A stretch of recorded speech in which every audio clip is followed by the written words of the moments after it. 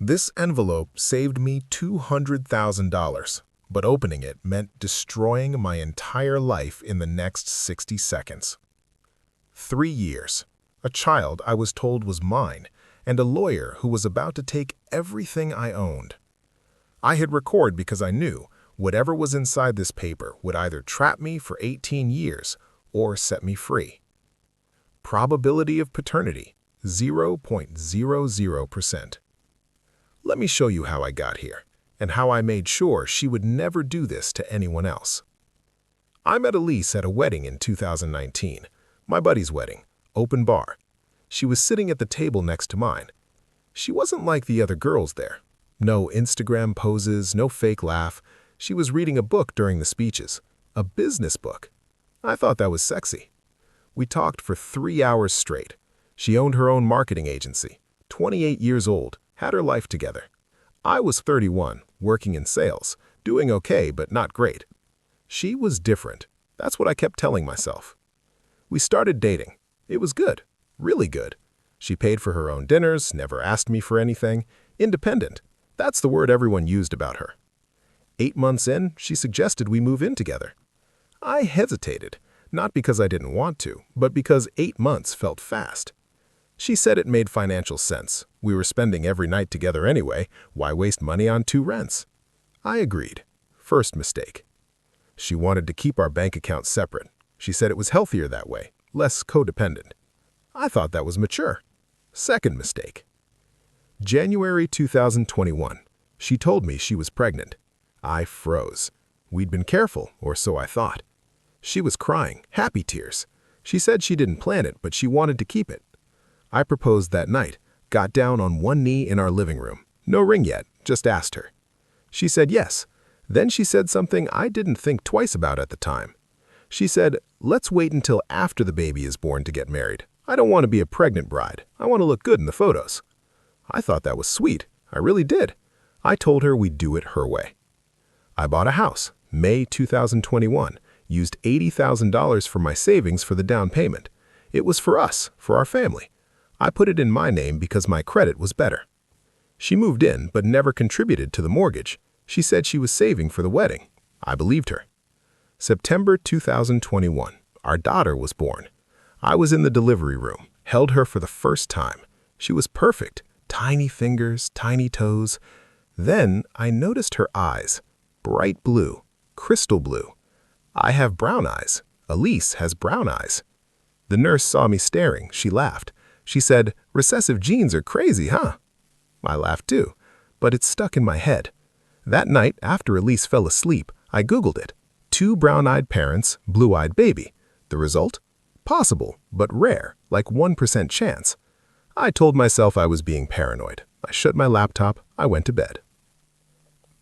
A few months later, I brought up the wedding, just casually, asked when she wanted to set a date. She got defensive, said we needed to be more stable financially first. I reminded her I just bought us a house. She said that was exactly her point. We were stretched thin. Then I made a joke, a stupid joke.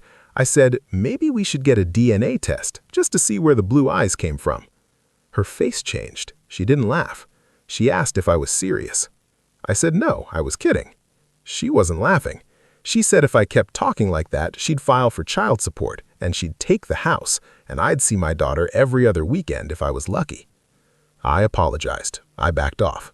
I told her I was just stressed.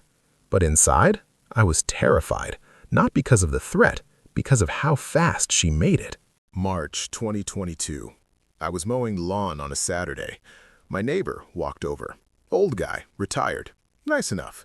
We'd wave, but never really talked. He said, "Hey, congrats on the baby. She's getting so big." I thanked him. Then he said something that made my blood run cold. He said, "She looks just like that guy Elise used to bring around before you moved in." I stopped. I turned off the mower. I said, "What guy?" He looked confused, like he'd said something wrong. He said, "Oh, tall guy, dark hair. He was here a lot in 2020. I thought he was the father, honestly. My bad, man." I forced a smile. I said, "Oh yeah, no worries." I finished mowing, went inside, locked myself in the bathroom. My hands were shaking. That night, Elise took the baby to her mom's house for the weekend, some family thing. The second she left, I opened my laptop. I went to her Instagram. She barely posted me, maybe 3 photos total in 2 years. Always group shots, never just us. But there were photos from 2020, before we moved in together. I scrolled back. April 2020. A photo of her at a lake house. The caption said, "Best weekend ever," heart emoji. There was a guy in the background. His face was turned away, but he was tall, dark hair. I kept scrolling. More photos, same guy, face always cropped out or blurred.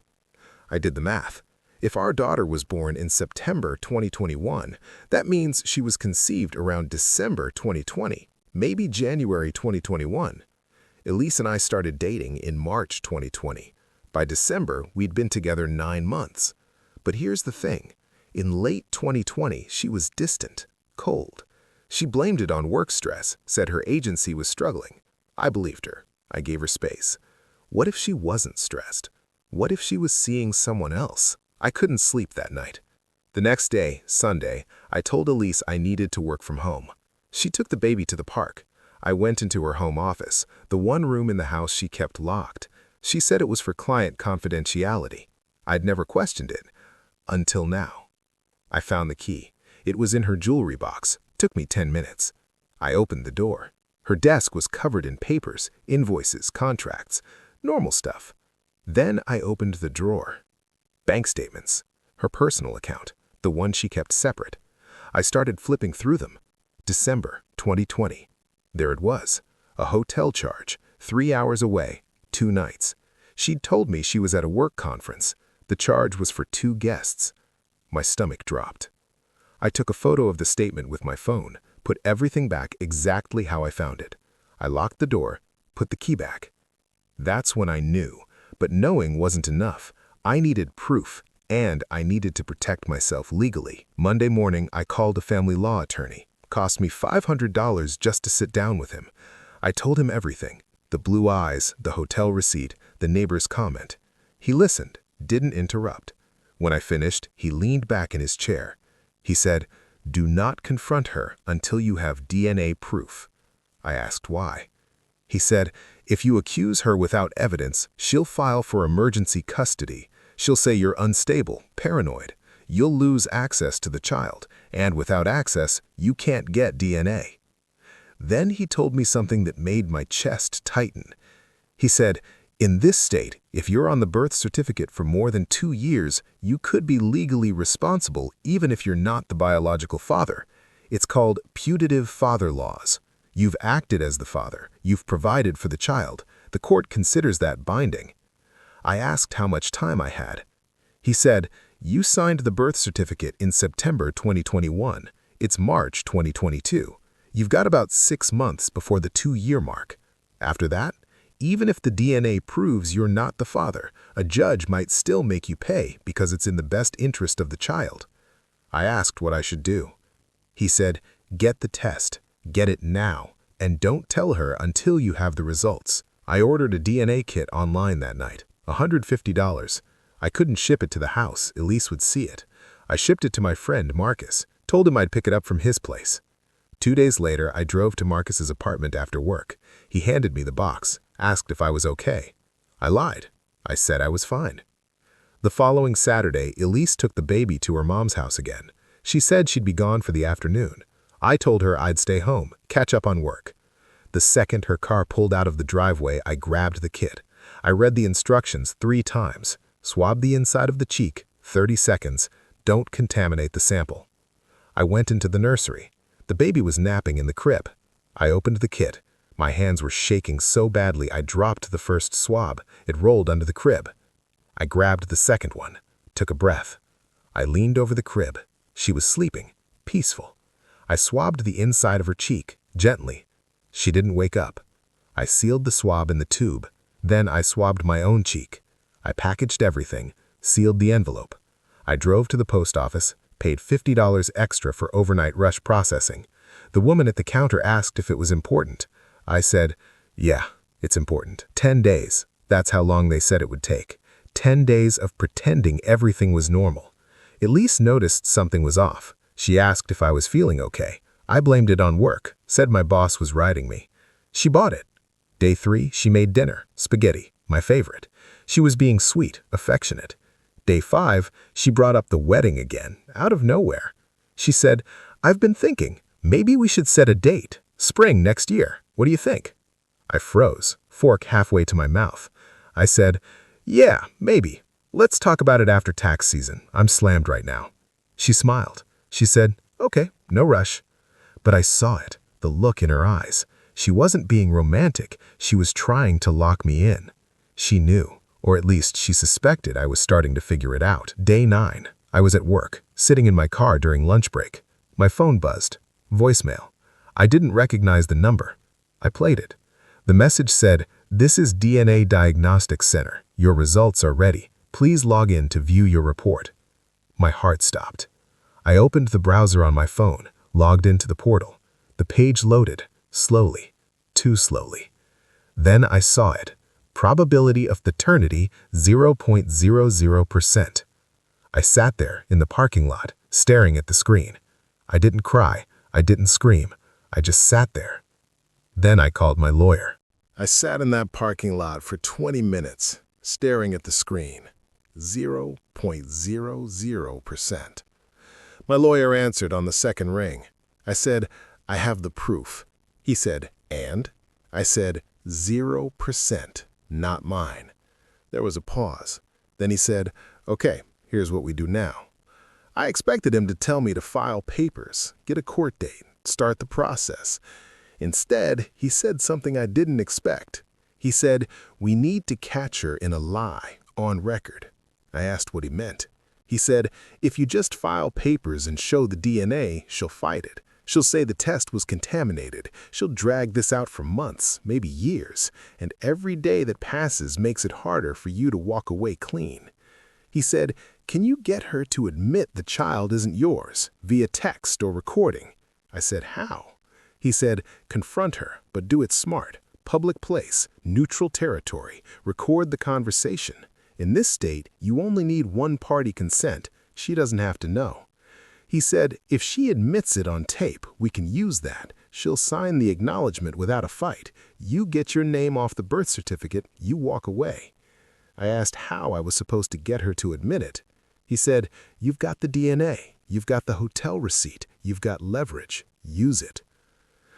That night, I texted Elise. I said, "Hey, can we meet for coffee tomorrow? I want to talk about the wedding stuff, just us." She texted back immediately. She said, "Of course. Is everything okay?" I said, "Yeah, just want to plan things out." She sent a heart emoji. I stared at that emoji for a long time.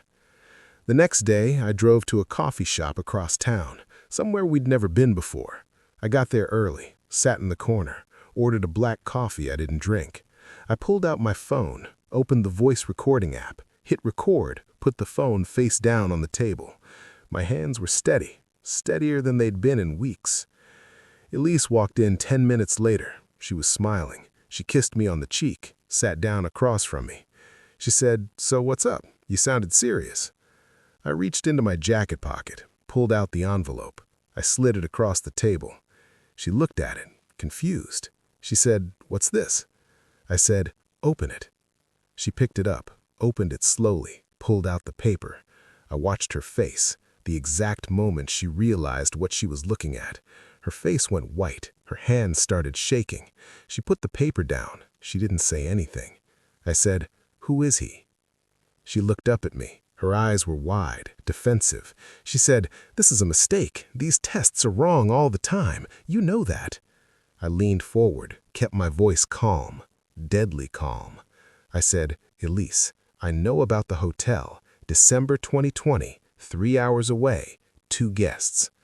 Her mouth opened. Nothing came out. I said, "I know about the guy from 2020, the one my neighbor saw, the one in your Instagram photos." She started crying. Real tears, or fake. I couldn't tell anymore.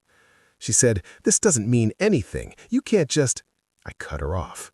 I said, "My lawyer has the receipts, the bank statements, everything. You can either tell me the truth right now or I'll file fraud charges and you'll deal with this in court." That's when she cracked. She put her face in her hands. She sobbed. She said, "Okay, okay, it's his baby." I felt nothing. No anger, no sadness, just cold. I said, "Who is he?" She said, "My ex, from before we met. We were on and off. I didn't think it would go anywhere with you at first. Then it did, and I didn't know what to do." I said, "You didn't know for sure when you got pregnant." She looked up. Her face was red, mascara running. She said, "I didn't know for sure. I thought it could be yours. I really did. But when she was born with those eyes, I knew. I couldn't tell you." I sat back, let her words hang there. Then I said, "You knew. That's why you refused to get married. That's why you kept separate accounts. That's why you threatened me the second I suggested a DNA test." She didn't deny it. She just cried harder. I reached across the table, stopped the recording on my phone. She didn't notice. I stood up. I said, "I'm taking this to my lawyer. You're going to sign a voluntary acknowledgement that I'm not the father. If you fight me, this recording goes to the judge, and I'll sue you for fraud." She grabbed my hand, desperate. She said, "You can't do this. She thinks you're her dad. You can't just leave her." I pulled my hand away. I said, "Then you should have thought of that before you lied for 3 years." I walked out. She didn't follow me. I sat in my car, hands on the steering wheel, engine off. I didn't feel victorious. I didn't feel relieved. I just felt empty. I started the car. I drove home. When I got there, I forwarded the recording to my lawyer. He called me 30 minutes later. He said, "This is good. This is really good. She admitted it. We can use this." He said, "I'll draft the acknowledgement. She'll sign it. I guarantee it." I asked how long it would take. He said, "A week, maybe 2. I said, "Okay." 48 hours later, Elise's lawyer called my lawyer. She would sign the acknowledgement. No fight, no court battle. But she had one condition. I couldn't sue her for fraud. My lawyer asked what I wanted to do. I thought about it, long and hard. I could have fought. I could have taken her to court, made her pay for what she did. But my lawyer was right. Getting my name off that birth certificate was worth more than any lawsuit. I said, "Tell her I agree." 2 weeks later, we went to court, just to finalize the paperwork. The judge reviewed the DNA test, reviewed the acknowledgement Elise signed. He asked if I was certain I wanted to proceed. I said yes. He signed the order. My name was removed from the birth certificate. I walked out of that courthouse a free man, but I didn't feel free. My lawyer did the math for me afterward. Child support in my state is $1,200 a month. 1,200 times 12 months, $14,400 a year. Times 15 years until she turns 18, $216,000. By acting within 3 years, I avoided every penny of it. He said I was lucky, that most men don't figure it out until it's too late. I didn't feel lucky. Here's the part nobody talks about. I loved that little girl. I really did. I held her when she cried. I changed her diapers. I sang her to sleep. For 3 years, she was mine. Cutting ties was the hardest thing I've ever done. But I had to, because every time I looked at her, I saw the lie. Elise tried to reach out a few times. Texts, voicemails. She said she was sorry, that she never meant to hurt me. She said the baby's real father didn't want anything to do with her, that she was doing it alone now. I didn't respond. I blocked her number. I sold the house 6 months later, took a loss on it, didn't care. I moved into a small apartment across town, started over. I deleted most of the photos, the family photos, the ones that felt like a different life. But there's one I kept. It's on my phone, buried in a folder I never open. It's a photo of her, sleeping in my arms. She was maybe 6 months old. I don't look at it often, but I can't delete it, because for 3 years, I thought she was mine. And part of me still wishes she was. Here's what I learned, and if you take nothing else from this story, take this. Red flag number 1, Your partner refuses marriage but demands financial commitment, a house, child support, shared expenses. That's control, not love. Red flag number 2, unusual physical traits that don't match either parent. Blue eyes, different skin tone, different hair texture. Don't ignore it. Don't let anyone tell you you're being paranoid. Red flag number 3, resistance to paternity testing. If they say you don't trust them, that's manipulation. Trust has nothing to do with it. Biology does. And here's the big one. In most states, if you sign a birth certificate, you have 2 to 3 years to challenge it. After that, you're legally the father, even if DNA proves otherwise. The court doesn't care about biology, they care about stability. And if you've been acting as the father, they'll make you keep acting as the father. For 18 years. $200,000 or more. Don't wait. Get the test. Protect yourself. It's not about trust, it's about truth.